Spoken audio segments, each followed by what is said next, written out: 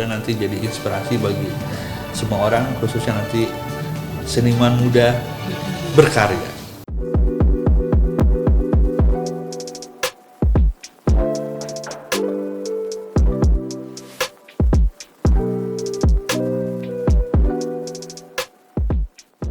Hai semuanya, kembali lagi bersama Seniman Muda Berkarya.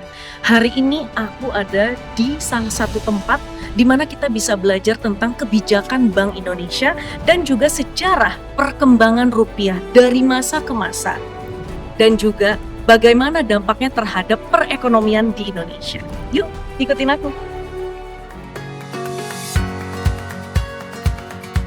Sebelum berkeliling museum, aku ingin mengajak teman-teman seniman muda berkarya untuk tahu tentang sejarah Museum Bank Indonesia. Gedung ini awalnya digunakan sebagai bangunan rumah sakit yang kemudian pada tahun 1828 beralih fungsi menjadi gedung kantor De Javasche Bank milik pemerintah Hindia Belanda.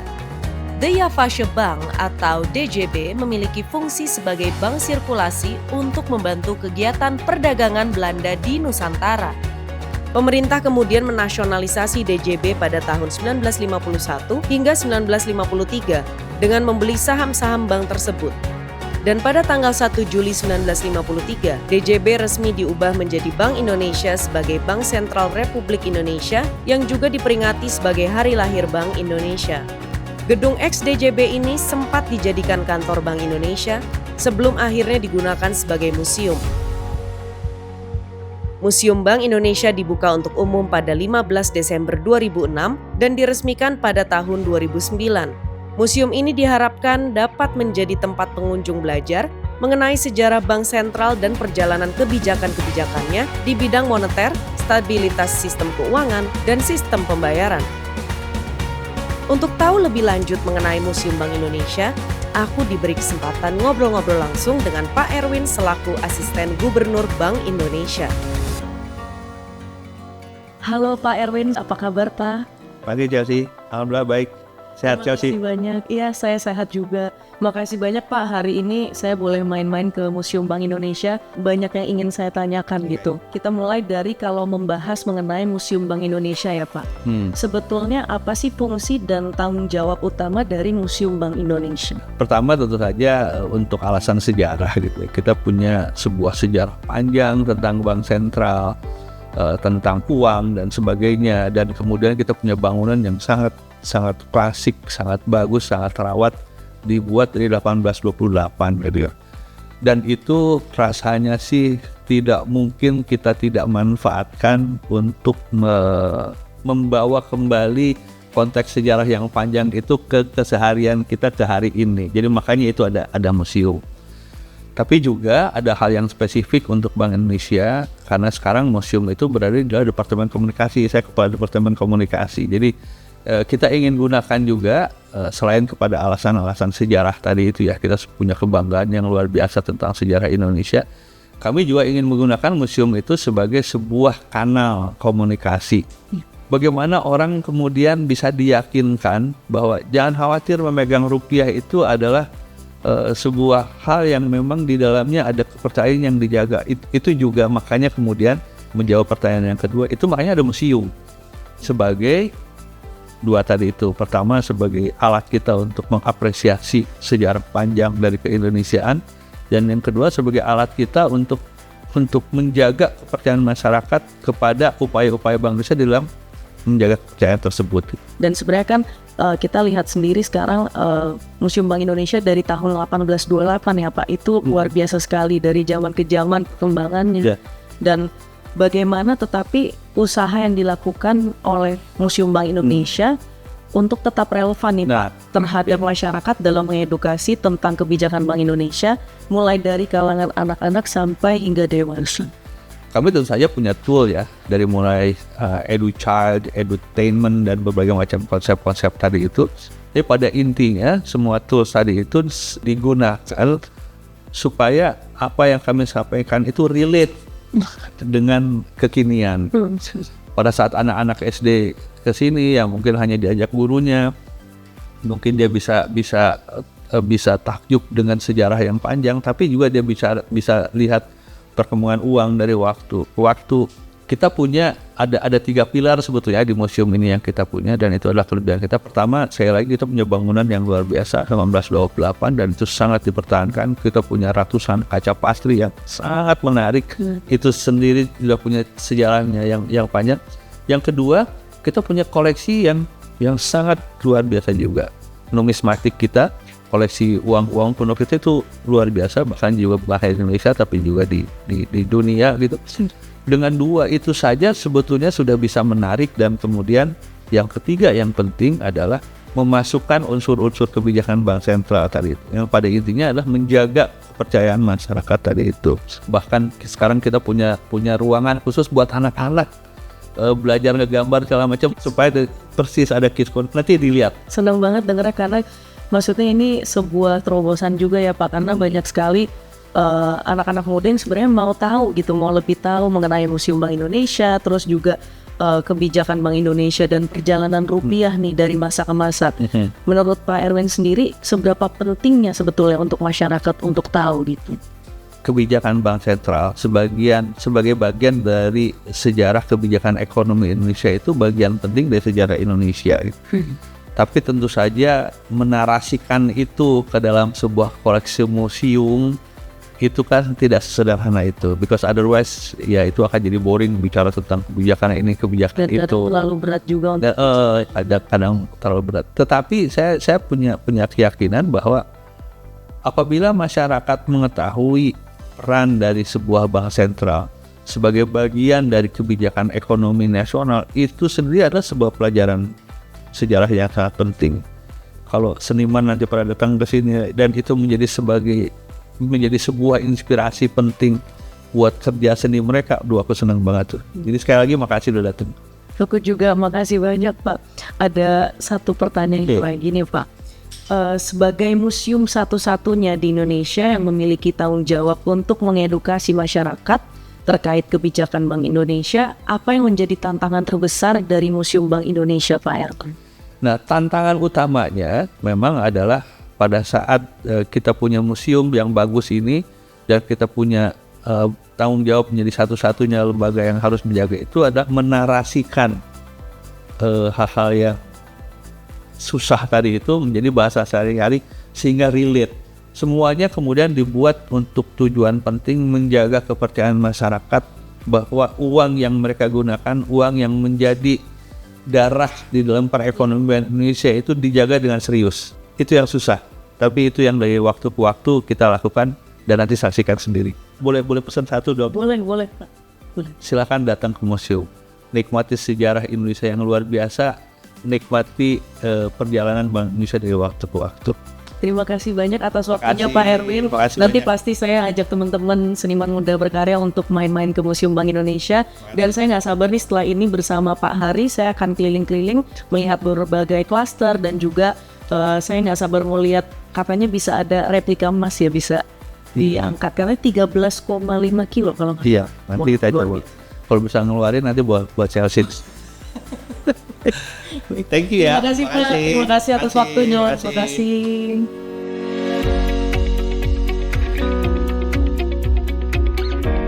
Halo semuanya, kembali lagi bersama Seniman Muda Berkarya dan saat ini saya bersama Pak Hari. Halo Pak Hari, apa kabar? Halo Pak Jersi. Selamat siang Pak Hari. Selamat siang. Terima kasih atas waktunya Pak Hari. Tadi saya sudah ketemu dengan Pak Erwin, kita sudah bicara singkat mengenai sejarah. Mungkin sekarang Pak Hari bisa ajak saya keliling-keliling nih Pak. Baik Kak Chelsea, di Museum Bank Indonesia ini adalah museum yang dibangun oleh Bank Indonesia. Di sini kita ada 3 klaster. Klaster pertama itu terkait dengan sejarah kelembagaan Bank Indonesia itu sendiri. Lalu klaster kedua terkait dengan koleksi numismatik. Dan klaster ketiga terkait dengan arsitektur yang ada di Museum Bank Indonesia ini. Nah, 3 hal ini tentunya dipamerkan dengan tata pamer yang sangat menarik sekali. Luar biasa. Mari kita lihat ke dalam. Boleh Pak. Ya.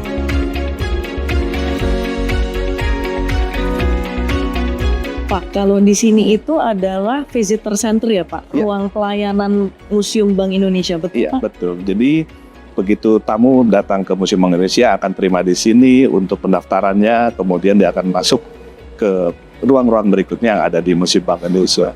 Nah, sini adalah diorama mengenai bagaimana The Java Bank gitu menerima para tamu bank untuk bertransaksi di teller. Nah kalau kita zaman dulu teller seperti apa, inilah perumpamaan teller zaman dahulu.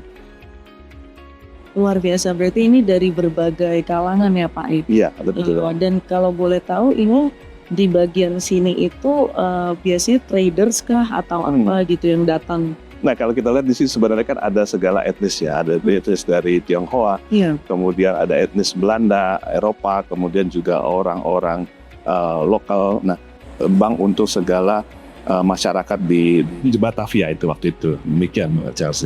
Jadi pada zaman itu memang hampir semua orang akan datang kemari untuk misalnya menyetor uangnya, menyimpan uangnya di bank ini, begitu ya? Betul.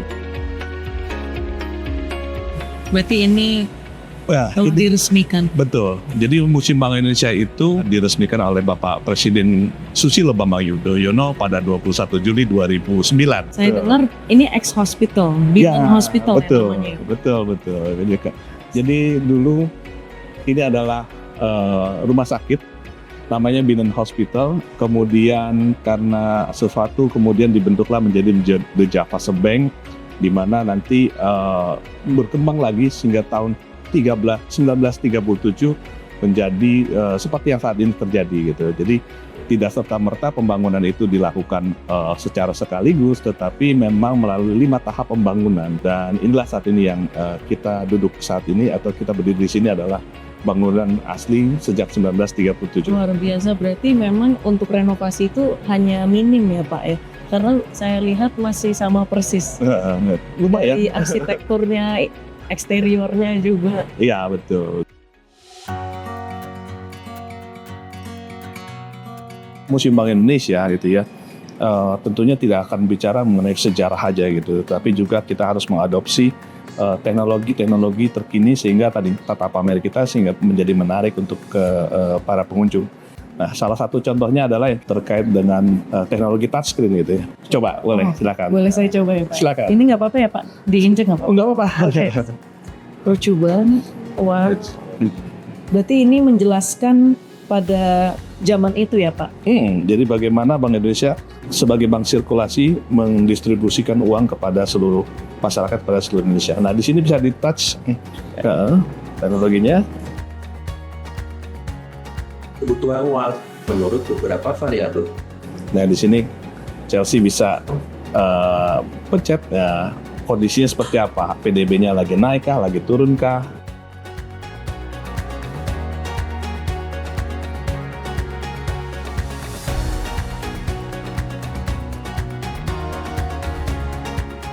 Wah, ini keren banget sih Pak. Berarti ini arsitekturnya neoklasik ya Kak ya? Iya betul. Bangunan ini dibangun oleh Edward Cupertz, arsitektur dari Belanda. Ini salah satu spot foto yang menarik.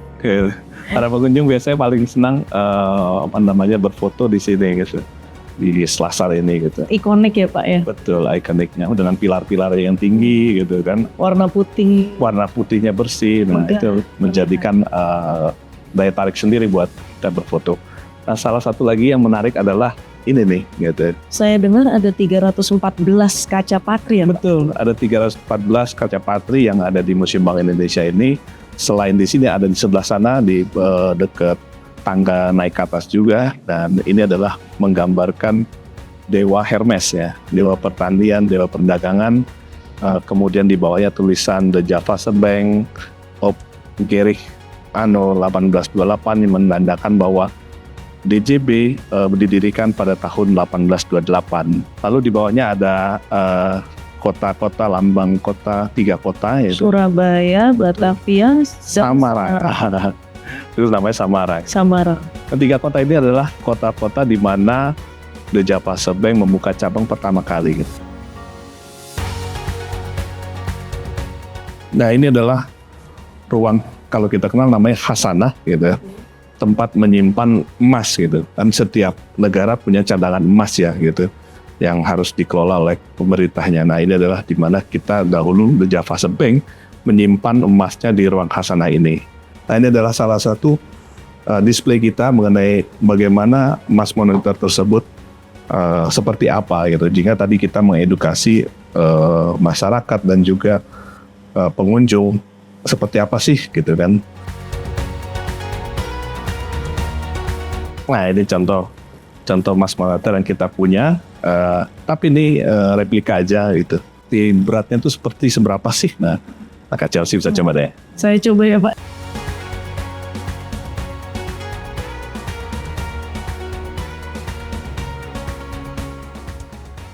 Oh iya, Berat kan? berat. 13 tuh ya. Kalau nggak hati-hati bisa terkilir tangannya. Iya.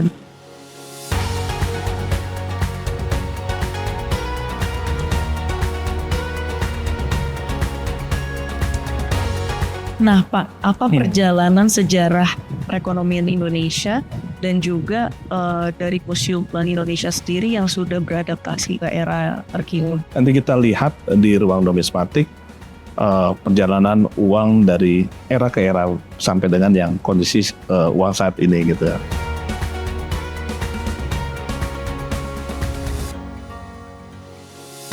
Dimulai dari koleksi kita uang zaman kerajaan Hindu Bunda. Jadi di sini ada namanya uang mak. Kemudian di era kolonial juga The Java Bank. Mulai pecahan paling kecil ada 10, 20, 30. Yang menarik memang di sini ada 4 bahasa.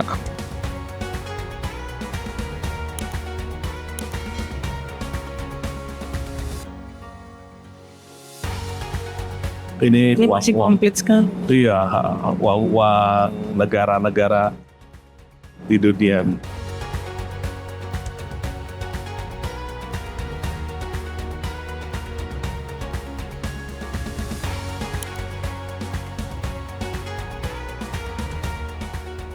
Ke Chelsea kita sekarang ada di Kids Corner. Nah, ini adalah untuk menyenangkan hati anak-anak kecil, pengunjung kita yang kecil-kecil, gitu, SD ataupun TK. Sehingga di sini dapat beraktivitas menggambar, kemudian juga ada puzzle di sana, lalu di sini ada mengarsir gitu. Kalau kita ingat kecil dulu mengarsir uang ya kan, ada uang taruh di bawah, terus kita arsir di atasnya, ada itu menjadi aktivitas kita untuk menyenangkan para pengunjung anak-anak kita. Nah yang menarik memang tadi kalau kita bicara adopsi mengenai teknologi, tadi selain kita mewarnai gambar gitu, gambar ini bisa kita scan ke dalam komputer kita nanti di sana. Nanti kemudian akan kita tampilkan di dalam televisi yang ada di depan kita ini.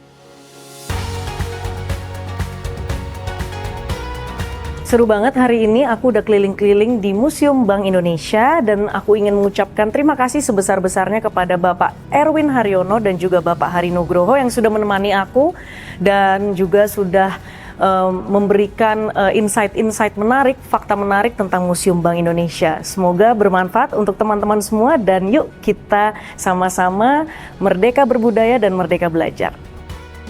Ada kutipan dari pahlawan bangsa yang berperan penting dalam perjuangan kemerdekaan Indonesia dan dikenal juga sebagai Bapak Koperasi Indonesia, Bapak Muhammad Hatta.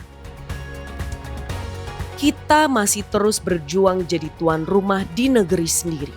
Tanyakan pada diri, apa yang sudah saya berikan untuk bangsa ini? Salam seniman muda berkarya.